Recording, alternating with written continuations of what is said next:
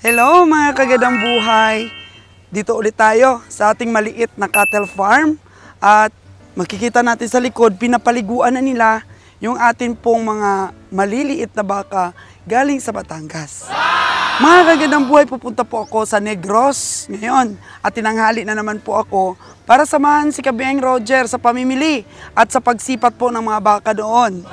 At alam ko po, marami ang naghihintay sa inyo kung ano ang resulta ng ating nabiling mga Holstein sa farmers. Kasi kasama po yan sa ating ini-study. Diba, ang sabi po ninyo, magaan ang kilo ng Holstein kasi nga pang dairy siya. Totoo kaya yan ang inyo pong mga sinabi? Kaya dito po natin malalaman ngayon sa ating income reveal, sa ating mga nabiling Holstein, mga kagadang buhay. Para po makompleto ang ating pong study, mga kagadang buhay, sasabihin ko po sa inyo ang recovery sa karne. Tama ba? Na pang dairy lang talaga ang Holstein, hindi siya pang meat? Tutok na po sa pagbabalik ng Sols Gandang Buhay.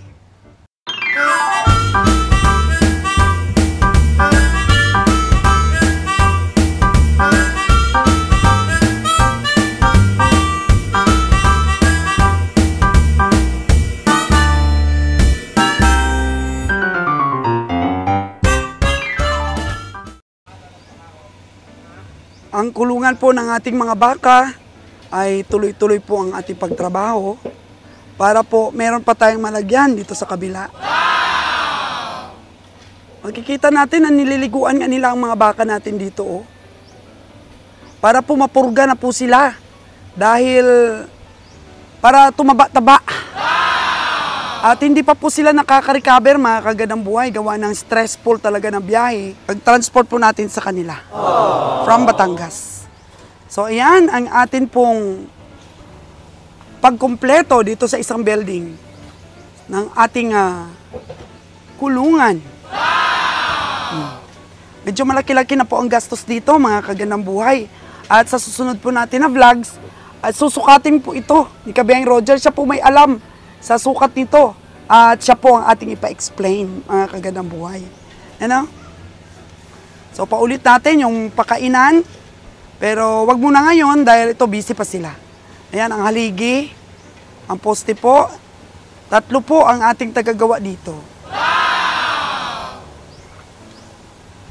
Yan. Medyo nilapad-laparan na po itong second building.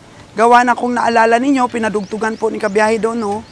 Kasi nga medyo apiki po sa lugar. Hindi po kasya ang ating mga baka. Pinadugtungan po ng yero.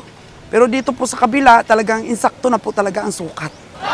Ganun po talaga. Nakikita natin ang forma ng ating paggawa kung tapos na. Kaya dapat sure ball ang pagsukat po. Kaya kagaya ngayon, kung magpagawa pa kami ng second building ulit, alam na namin yung tamang sukat. Tingnan natin at silipin ang mga ginagawa nila doon ng ating agriculturist sa mga baka po. Mula po nang dumating dito sa Aklan ang ating pong mga baka mula sa Batangas, ay ngayon pa lamang po sila makatikim ng ligo. Kasi nga po talagang pinahinga natin ang ating mga baka. So, hindi pa rin po hanggang ngayon nakarecover. Naninibago pa rin po sila sa new environment nila. At dahil nga po, ang sabi ninyo ay nahirapan ang ating mga alaga na kumain po sa kanilang pakainan dito po, ay hindi pa po natin naulit ito at pinakain na lamang po natin sila sa banyera po muna para hindi po sila mabalian.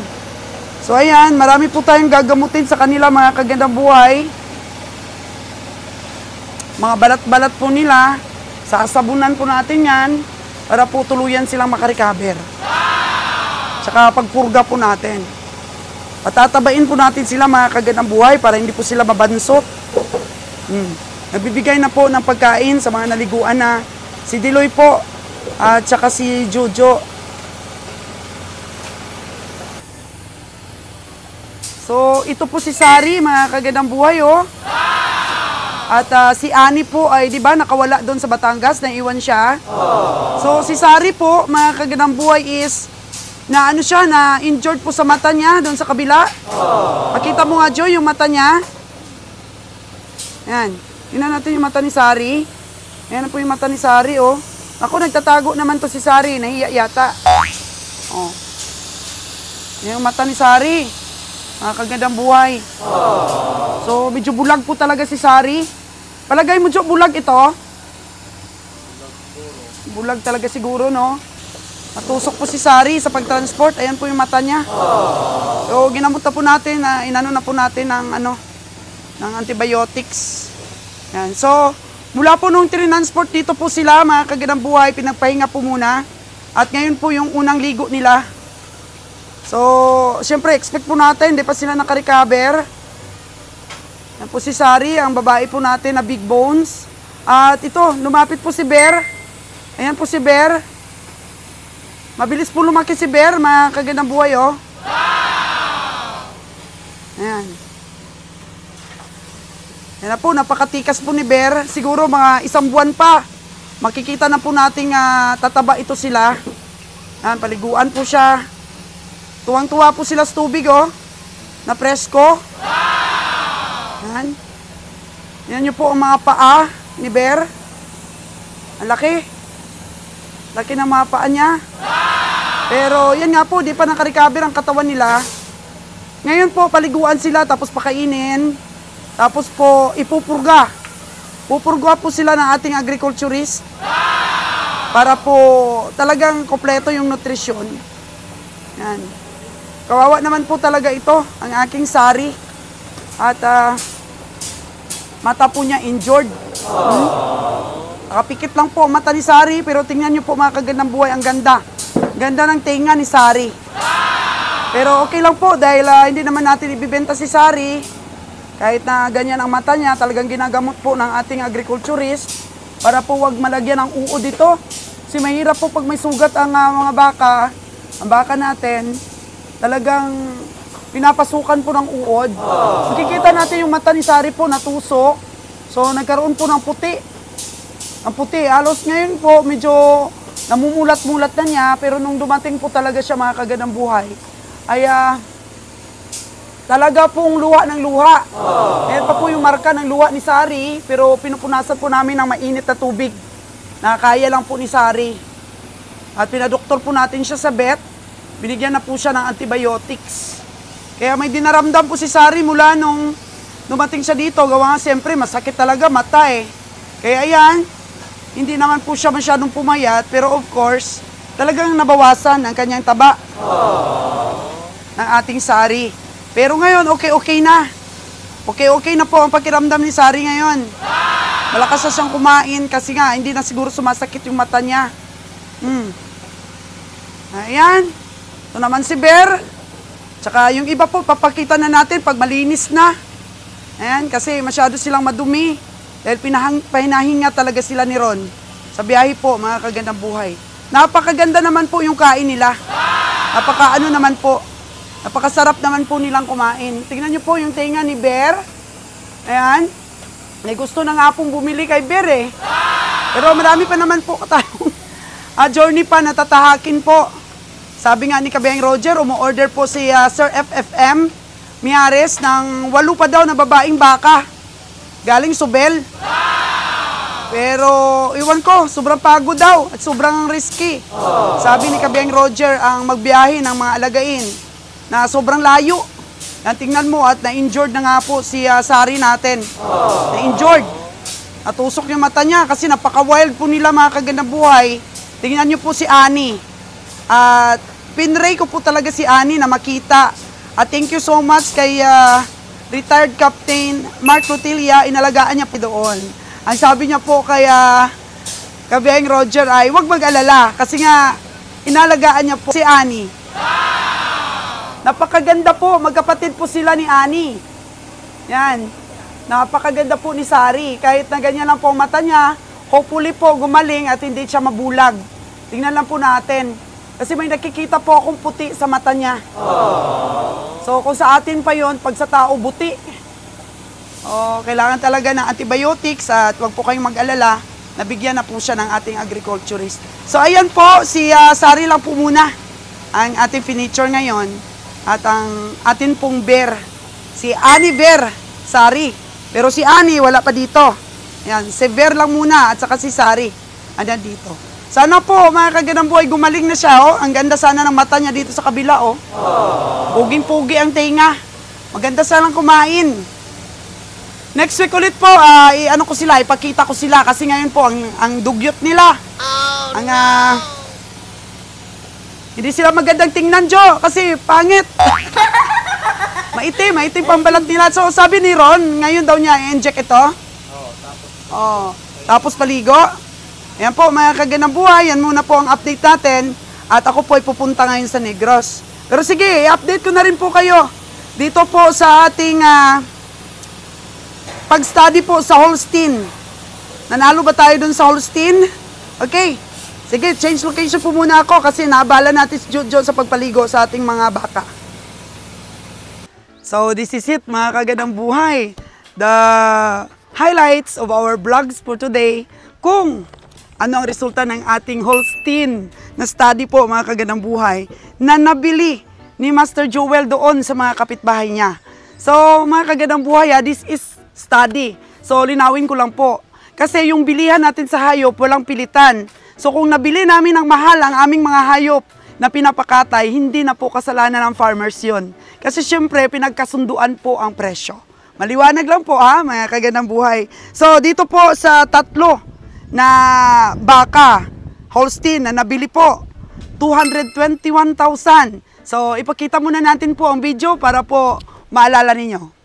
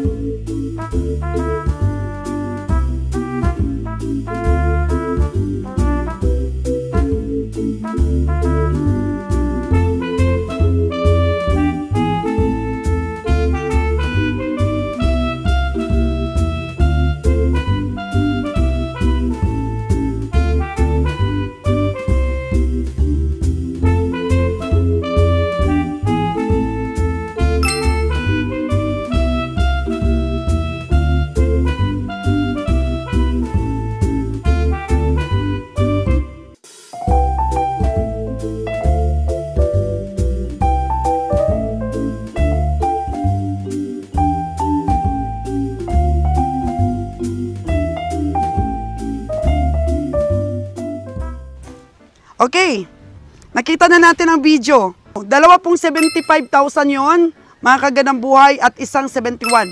So, total is 221,000. At ang recovery, mga kagandang buhay, dito muna tayo sa 71,000. Nalugi po kami ng 12,900. Dahil tumimbang lamang siya ng 205 kilos. Napakasakit at napakabigat po ang logi na to, mga kagandang buhay. Bumenta lamang siya ng 65,600. So dapat ang bili lamang sa kanya is around 59,000 lang po. Ang tamang presyo dapat sa kanya. Pero nabili natin siya ng 71,000. Okay, dito naman tayo sa 75K. Ilang kilo ba? 207 kilos. So, 66,240 lang ang kanya pong tunay na presyo. Nalugi po tayo. Napakalaki. 16,260. Kasama na po yung all-in po expenses natin, mga kagandang buhay. So, magaan talaga. Ang tunay na presyo lang dapat nabili natin sa kanya is around 60,440. para po pumatas, tumabla, mga kagandang buhay. Okay, dito na ulit tayo sa 75,000 na isa pa to make it 221. Tumimbang siya, mga kagandang buhay, ng 219 only. Times natin po sa kilo, 70,080 lang siya. Natalo pa rin po siya, mga kagandang buhay. 12,420 po ang talo. Kasama po yung all-in expenses natin na 7,000. At kumarga lamang po ang truck natin ng 46 heads. Kasi nga, of course, dahil malalaki sila. So, ilan po ang ating nabili? 1, 2, 3, 4, 5, 6, 7, 8, 9 na malalaki. Na doon po nabili ni Master Joel sa lugar nila. Ayan. Ang laki ng talo natin. 12,009, 16,260, and 12,420. Kung atin pong imi-merge silang tatlo, mga kagandang buhay, dapat po ang bili lamang natin sa kanila is 60,000 each. So, ilan yon? 180,000 lang dapat. So, binili natin siya ng 221. Ayan. Wala po kasalanan ng farmers dito, mga kagandang buhay, kasi pinagkasunduan po ang presyo. So, kami po talaga ang nag-overlook. Nag-overlook po sa maaring timbangin ng mga Holstein. Siguro po, mga kagandang buhay, kasi nakakural yun. So, sabi ng isang subscriber po, Madam, next time, pagka nagsipat kayo at nakakural ang hayop, ipalabas nyo po talaga ang hayop. Eh yun po, mga kagandang buhay, hindi po pinalabas yun ni Master Joel. Basta niya lang po pinatayo yung baka, tapos po binigyan ng presyo. Kasi, yun nga sabi ko, 80,000 yung unang presyo. Oh, di ba? Akala namin nakaano na kami, nakatawad. Pero, ito po mga comments ng ating mga subscriber, dapat po talaga, mga kagandang buhay, bigyan din namin ng konsiderasyon or pansin. Bigyan namin ng pansin. At ngayon po, natuto kami, dahil sa iyo, sino ka man po ang nag-comment sa akin, na pagka po sa kural ang baka, malaki daw po tingnan. Kailangan pong ipalabas para po maikot-ikutan pa.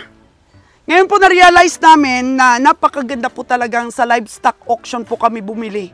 Kasi doon po sa livestock auction, ang dami pong sumisipat. Doon po nakikita talaga yung insakto po na presyo ng hayop. Kasi hindi lang kami yung nag-iisang bidder. Marami pong nagbibid doon. Kaya natin, ang alikabok, ang dami. Na ano natin, nasisipat natin masyado. Ang mga baka po, mga kagandang buhay. So, dito po may nabili ulit si Master Meron siya nabili na 75 ulit Diyan mismo din sa, bahay nila. So, kuti lang ating lugi, 2,820. Tapos may 65,000, lugi ulit ng 1,780. Dito tayo po lumagpok. Talaga malaki. Dito po sa nabili natin na 3 Holstein na yon. Of course, may nabili din siya, mga kagandang buhay, sa Kanlaon na natalo siya ng 8,000. Pero bawi naman po sa ibang baka. Kaya po, all in all po, yung 50 na yon na binili namin, talo po talaga ang biyahe namin. Mostly po, yung nakaraang biyahe, nakasabayan po ng nabili nating mga Holstein. Talo, nasa 3,500 lang yata po yung pag-divide ko sa bawat 46 pala yun, 46 na baka. So, yun nga, mga kagandang buhay, ang ating study. Kaya sabi ko nga, ayaw ko na po mag-income reveal sa inyo. Pero, paano ba, mga kagandang buhay? Paano ba natin makumpleto ang study po natin sa pamimili? Kung hindi natin i-income reveal. So, kailangan talaga, kahit paminsan-minsan may income reveal tayo, sa mga specific lang po na mga hayop na naging controversy po sa ating vlogs na gusto talaga ng ating mga viewers na malaman po yung resulta. So ayan, tama po kayo. Ang Holstein po talaga ay pang dairy. Napakaraming gatas po kung gawin nating inahin. Sa mga subscriber ko po dyan sa abroad, na sabi nila, nag-aalaga din sila ng mga baka dyan. Alam talaga nila kung para saan yung Holstein, para po talaga sa dairy daw. Kami, baguhan pa lang naman kami, pero alam ko, na ang Holstein po, pang dairy talaga. Maganda daw ang gatas. Pero, ang study po namin para sa karne, mahal ang bili namin noon. At the same time po, dapat umadjust kami ng medyo malalim. Kapag ka Holstein po pala, ang aming binibili. Magaan sa timbang. Ang napaka-perfect pa rin po na alagaan dito sa Negros at dito po sa Visayas ay ang lahi pong Brahman. Kasi nakita ko, matibay talaga po sa biyahe ang Brahman. Unlike po talaga sa Holstein na parang marupok yung paa ng Holstein. Madali siyang mapagod, madali siyang hikain, ganyan. So, pang dairy po talaga siya. Perfect pang dairy. So, the next time around po, mga kagandang buhay sa aming sipatan, kapag ka po Holstein, medyo maingat na po kami. Dahil napakasakit pong malugi dito. Pero ganyan po talaga sa negosyo. So, gusto ko pong i-shout out yung aking pong mga viewers, mga professional, na nakausap ni Kabeng Roger. So, na-amaze po ako mga kagandang buhay dahil kahit hindi sila nagko-comment, mga silent viewer po sila mga kagandang buhay. So, ang dami pong silent viewers sa TV pa po nila tayo at pinapanood. So, thank you so much po sa inyo. Shout out po kayo sa inyo dyan. Lalo na po yung mga kababayan nating mahilig talaga po sa negosyong mga livestock. So, sana ma-inspire po kayo dito. Medyo magastos lang po yung aming pagpapatayo ng first building namin. So, nagpapapalpak-palpak pa po. Pero, sige lang po, ayusin po natin hanggang ma-perfect natin. Sa susunod pong magpagawa tayo ng another na building pa. Sigurado po, talagang tamang-tama. Thank you so much po sa mga nagsasabi din na napakadaldal ko daw po. Siyempre, mga kagandang buhay, paano ko po maipaabot sa inyo yung mga mensahe po dito sa ating vlogs, mga content natin, kung hindi po tayo madaldal, no? Walang break po ang buhanga natin. Thank you po sa mga naaaliw at sa ating mga buzzers din dyan, mga kagandang buhay. Sabi, bawas-bawasan daw natin yung ating pagsasalita. Pwede naman po kayong mag-switch po ng channel. Di ba? Ang dami namang hindi madaldal, no? Pero sa mga tao pong love yung kadaldalan natin, thank you so much po sa suporta. Ano po? Talaga pong dumadami ng ating mga subscriber. Thank you po sa inyo. Dahil sa panunood po ninyo, one way po na nakatulong din po kayo sa iba. Dahil ang sweldo po natin dito ay syempre, tinutulong rin po natin. Ayan. Going to Negros na po ako mga kagandang buhay at napaka-exciting po ng trip ko na to. Dahil kasama po natin si Kabeng Roger at sisipat na po ulit siya. So ika-cover po natin siya mga kagandang buhay at alam ko po, marami po ang nakamiss kay Kabeng Roger dahil sa kanya pong style sa pamimili sa stockyard, ako, napakakwela po ni Kabeng Roger. Pagkatapos po naming mamili, mapuno po ang isang truck. Magtutour po kami sa Maynila. Titingnan ko din po ang mga market doon. So, samahan niyo po kami, mga kagandang buhay. Magtutour-tour po tayo kung saan po pumupunta yung mga karni ng baka natin. Kasi ang negosyo po mga kagandang buhay, kailangan complete details. Kailangan po talaga pag-aralan lahat. Diba? Samahan niyo po ako mga kagandang buhay para sabay po tayong matuto dito po sa ating negosyong mga baka for slaughter. Tungkol naman po sa aking mga vlogs sa grocery dahil alam ko po marami pong nagsisearch. Nakikita nila yung aking mga vlogs ng mga previous vlogs ko pa po tungkol po sa mga tips din sa tindahan. Pagsikapan po natin yan. I-subscribe nyo rin po ang Souls G Vlogs, Negosyo at Iba Pa. Malay nyo po, ang negosyo po ninyo ay maging katulad ko. My store at the same time my farm. At nawiwili na po kami dito ni Kabeng Roger. About po sa alagain, tawagan nyo lang po si Kabeng Roger sa numerong ito. 0939-1522-836. Kung may mga inquiries po kayo tungkol po sa alaging baka. Nasasamit na po si kagandang buhay ninyo. See you there in Negros po mga kagandang buhay.